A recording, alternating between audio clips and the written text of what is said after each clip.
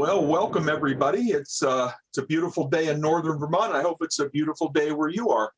My name is Jay Cooke. I'm an RGX coach and mentor. And today I have the great pleasure of sharing some things with you on a topic that I dearly love, and that's getting on the golf course and doing assessments, finding out where people stand, what they need to do, what they want, what their goals are. It's just wonderful. I hope you have a paper and pencil out, take some notes. Hopefully I can pass along some actionable items to you. And as usual, the reason we're doing this today is to help you be more comfortable on the golf course with small group coaching, results-based coaching, making more money, getting better results for your players, and hopefully doing a lot of good things for your club.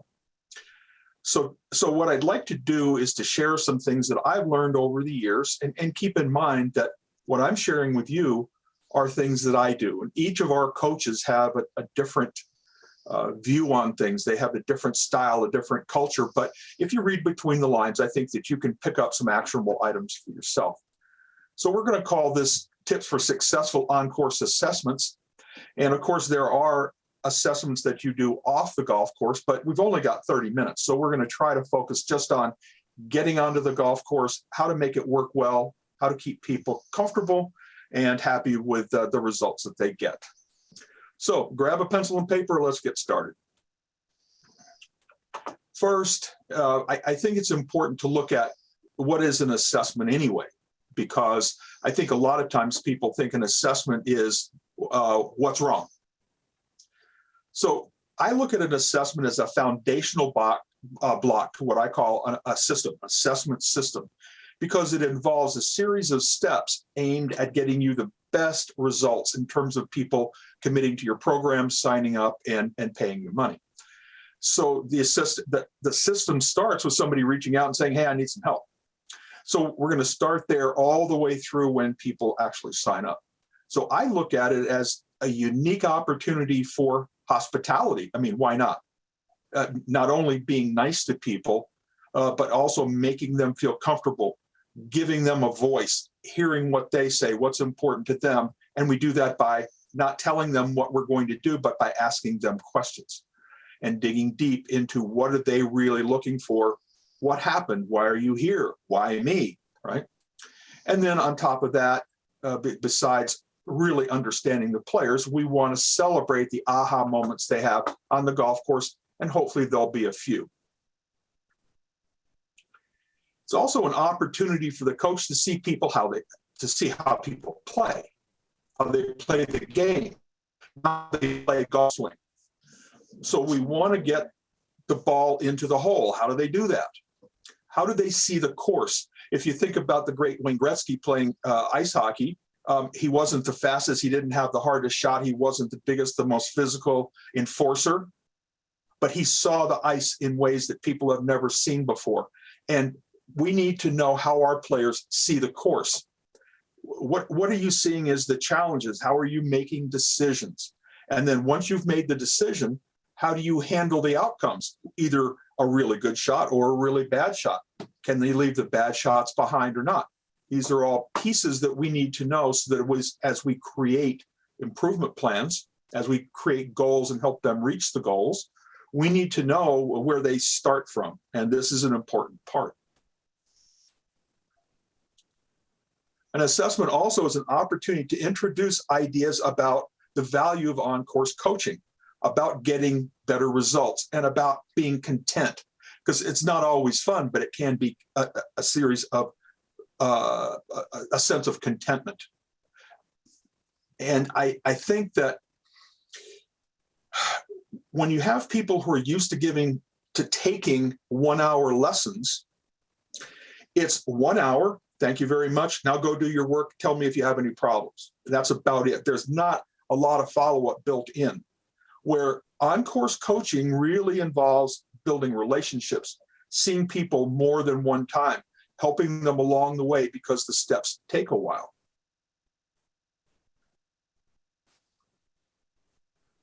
And so we're going to talk about results-based group coaching. So we're not going to go out there for one session. We're going to go out there with the idea of getting results over a period of time, and have them become raving fans of what we do. It's hard to have a raving fan after a half-hour lesson or a 1-hour lesson with no follow-up. But it's unbelievable to see what happens when people get out on the golf course. You watch them play, you understand their problems, you have a chance to talk to them about it, and then you follow up later. And it's important, I think, to talk about the idea that this is individual coaching in a team environment. And so that they don't feel like that we're going out there for that particular group and we're talking to the group all the time. No, we're talking to each individual within a group because that's typically how the game is played. And on top of that, it's if we do our job well with that, if we give them a voice, if we understand their needs and what's going to make them the happiest on each of the rounds that they play, gives us a chance to build trust and start the beginnings of a long-term relationship, hopefully. And then what I call the big deal of the day. So many of our coaches in RGX are unbelievable at what they do. They have skills, they forget more skills than I'll ever know. But the problem is it's hard for experienced coaches to bring out all their skills and instincts on a driving range or around a practice screen, because the game itself, the golf course itself, the challenges that come up, the situations require that the coach bring out all of their skills to help the players. And I have seen many, many times that really experienced coaches who doubted that on-course coaching and doing assessments was really a good idea. And all of a sudden they felt that freedom. Now I can give everything I've got to give. And it's amazing to watch. But let's pretend that we don't have a totally experienced coach. Maybe this is a player or a coach who's decided they love the idea of coaching, but they don't have a lot of experience. Fine. This is a great opportunity for less experienced coaches to let the golf course do the caddying. Let the golf course ask the player, what are you going to do now? Why are you going to do that? How did you make that decision? And so as long as the less experienced coach can just back off, let the players play, be a reporter, be an observer, they start to gain that kind of confidence that the experienced coaches have as well. So we talked about, from my point of view, what is an assessment. Now let's talk about what it isn't, because I think that's important. It's not a 9-hole round of golf counting every stroke. So many times when I ask people if they would like to do an assessment, the natural assumption is we're going to play a round of golf. I think that comes honestly from the old playing lesson days where, yeah, I'm going to take you out and we're going to do a playing lesson. It's either going to be 9 or 18 holes, and it's going to be medal play, and we're going to see how well you play. That's not what this is. Particularly the notion of counting every stroke. That's anathema to a good assessment. And so it's not a typical binary critique where we look at every shot. We make a comment about every shot. We talk about what's right and wrong, what should have been done instead. No, that's not why we're there. What we're doing in an assessment is assessing. We're trying to see how people play, why they play like that, what's in their mind, what they're seeing, and then try to identify what we can bring to help them along. It's also not a single topic group clinic, but it's just on the golf course rather than on the range. So a lot of my players are used to getting together in a group of 10 or 12 or 15 or 20 people with a few coaches, and we do a group clinic on chipping or pitching. This is absolutely not what an assessment is. What we want to assess is when they go on the golf course and they are facing the challenges and situations the golf course and the weather bring up, we want to see what each person does individually, not only based on the skill sets they have, but also when they're in a group of people and they're responding to what other people do as well. And it's also not a session focused on fixing swings. Well, one of the biggest fears that I have is when I get overly mechanical with players and I feel like I've got to fix something, I have to reel myself in and say, hold it here. The biggest nightmare in the world is trying to fix a swing that wasn't broken to start with. We want to make sure that the pressure of the moment, the situation, the other players, someone's anxieties aren't affecting their swing. Because if we can see them play without stress, without anxiety, we've seen many, many times that swing changes. It didn't need fixing at all. But what we were responding to when we say you need to swing this way, was we were responding to their fear or their anxiety and not in a half hour. What we want to do is to make them comfortable and feeling confident so we can see the swing they actually have. So I really try to focus myself on let's resist fixing this swing. It may not be broken. And as I mentioned before, I'm looking at this as a funnel into my longer term programs. The assessment is one of the pieces in identifying people who are really fit for the kinds of coaching that I do. And in order to do that, I need to do that over a period of time. So it's not designed as a one-time lesson, but most players are used to saying, oh, I just had a bad round with my driver. I need a lesson. Let's go on the range and have a driver lesson. That's one time. I'm going to fix my driver. What we're going to do is we're going to look holistically at player development. What does this player need to be an all-around better player? Emotionally, in terms of strategic decision-making, and in terms of swing mechanics. So we focus primarily on the 2/3 that's not the swing. Personal composure, strategic decision-making. It is not a one-time lesson. We want to see how they do it today and be able to help them with how could they do it better tomorrow.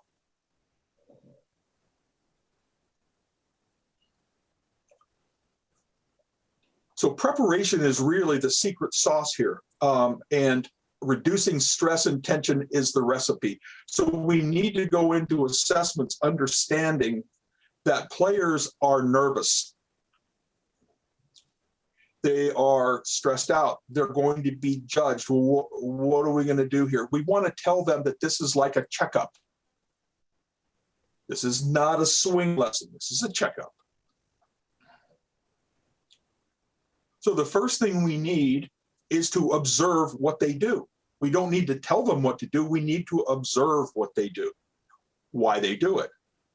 So if you went to the doctor's office, you're going to say to the doctor, I'm not feeling well. He's going to say, okay, we need to do a checkup. What's obvious? You have a hatchet stuck in your skull. Well, we could probably take care of that right away. But if we do lab tests, those lab tests could take some time. So we want to encourage our players that there are going to be some things that we can help them with right away, but other things are going to take some time. And we're going to focus on what's the most comfortable for them in reaching their goals. So relate it to a checkup. That helps, for me, it helps me remember my role here. My role is a reporter more than a swing fixer. The next thing I want to do to prepare for this session is to gather good information that helps me understand what I'm seeing. So if somebody asks me for a lesson on how to hit their driver further, and that's all I know about them, my hands are tied in terms of how can I dig deeper into what they really need. So what I like to do is to send them a question before the assessment and say, hey, who are you? Why are you here? What happened that caused you to reach out to me? What did you think I could do for you? What are some of the goals you have? Have you played sports before? If so, what sports?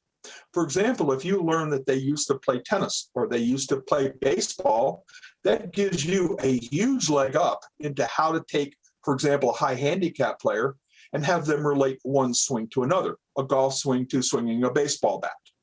And so that information, although it seems very, very pedestrian, can come back to be very, very helpful. Get their contact information so it's easy to reach out. And the other thing is I like to start right away giving players a voice. Instead of telling them, here's what we're going to do, here's what I want you to do. No, you did that right, you did that wrong.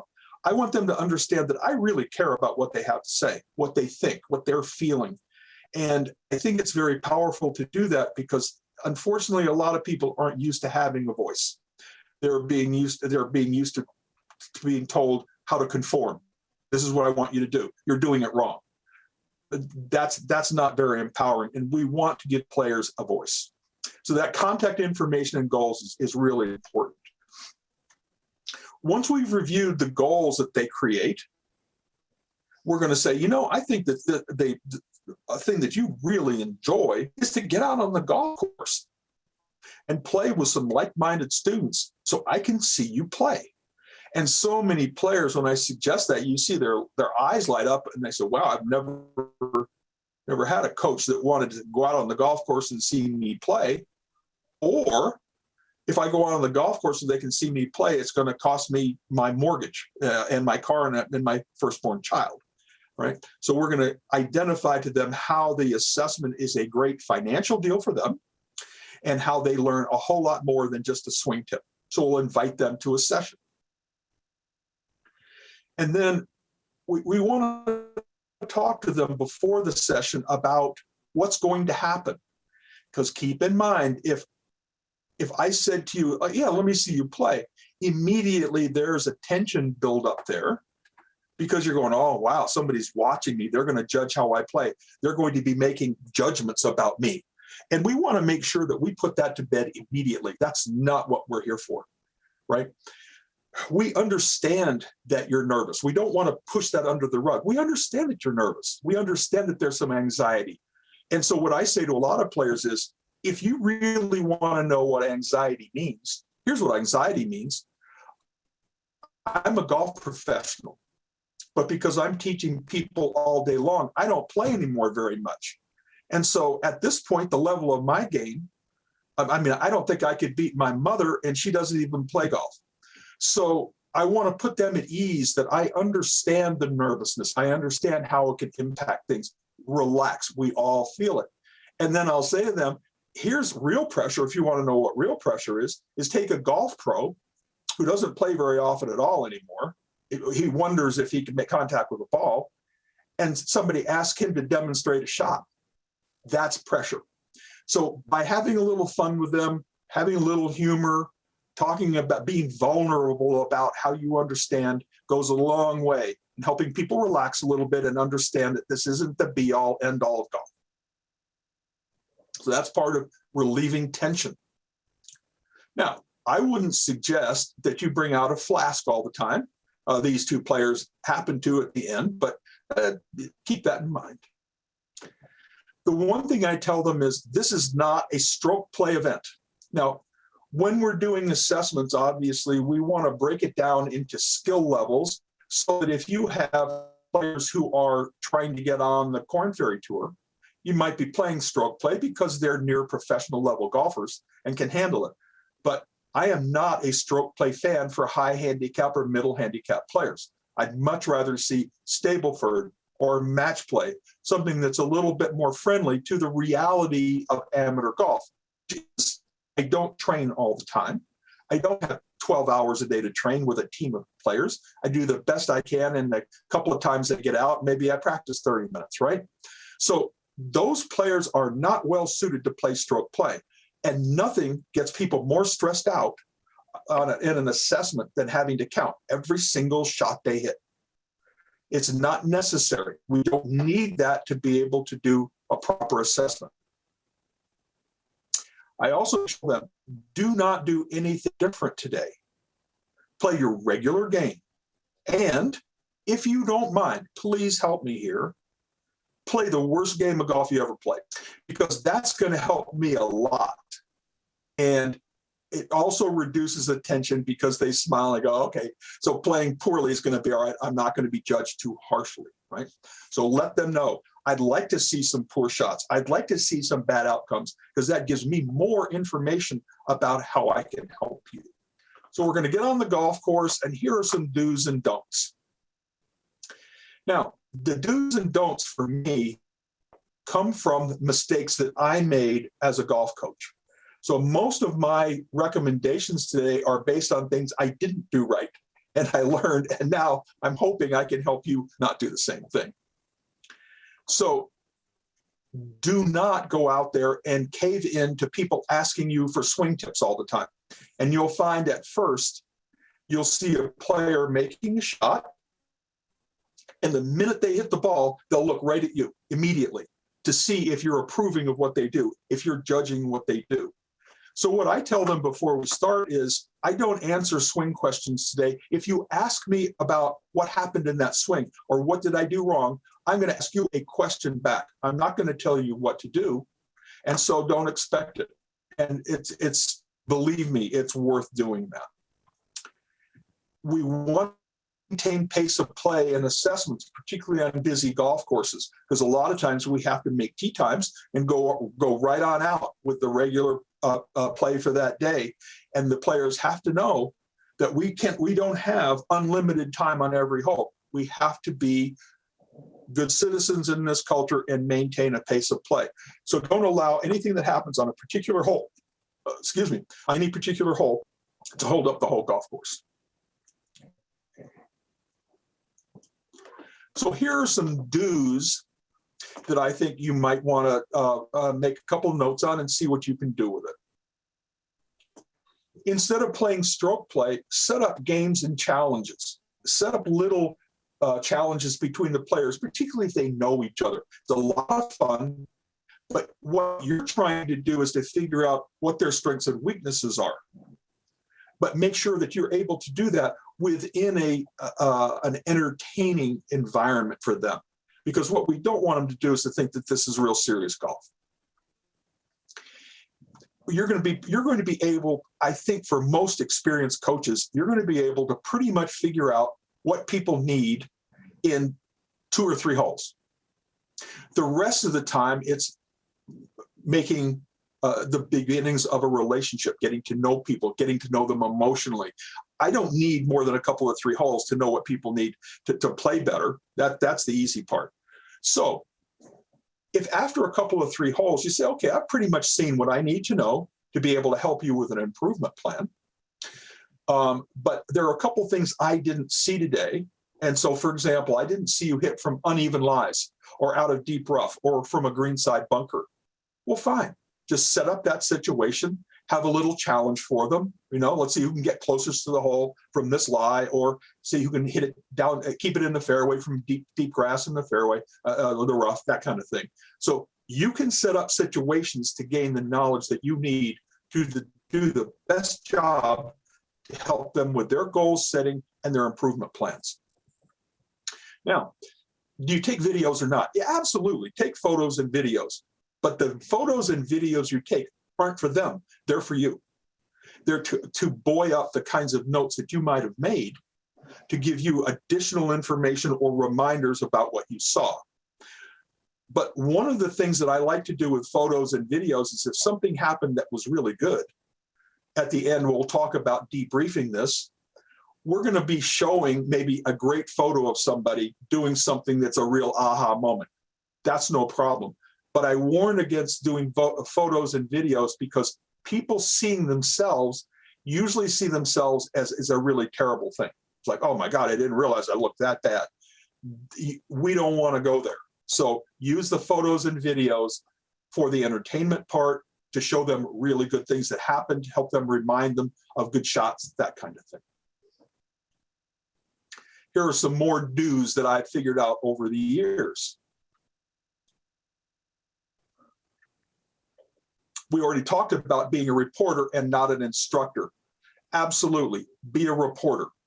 So if I see somebody hit a shot that wasn't a particularly good shot, I could say to them, what were you thinking about there? What kinds of things went into making that decision? I'm not going to tell them why it was a bad shot or what to do instead. I want to know from their point of view, how did you see the ice? In other words, how did you see the golf course? How did you see the challenges? What kinds of things went into making up that decision? Because that tells me a lot about their background in golf, their golf IQ.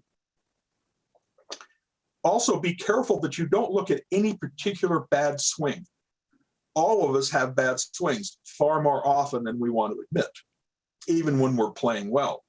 So one bad swing doesn't make a trend. Focus on the trends that you see, not the end of swing holes. and important to me is I know that anything that involves motor skill acquisition is going to take some time. Those things that have to do with making better decisions, you can do right away. And part of what we want to do in assessments is make sure the students feel like they're getting a great value today. And so I want to pass along some things that are really important for them. And it's going to start with looking for two things. One is, where is their weakest link? Because no matter how well you play, if you have a weak link, that game's coming apart, even if everything else is doing really well. So I want to see what their weakest link is. Second thing I want to know is, where are they wasting shots? Because the best way to get people's scores down is to get them to stop wasting shots. And you'll see what's going on. You'll see what they're trying to do, and you'll be able to identify, wow, we could help you stop wasting shots here. We could drop 5 shots off your score pretty fast if you just didn't do that, right? So instead of just individual swing problems, look at trends, weak links, and where are wasted shots coming from.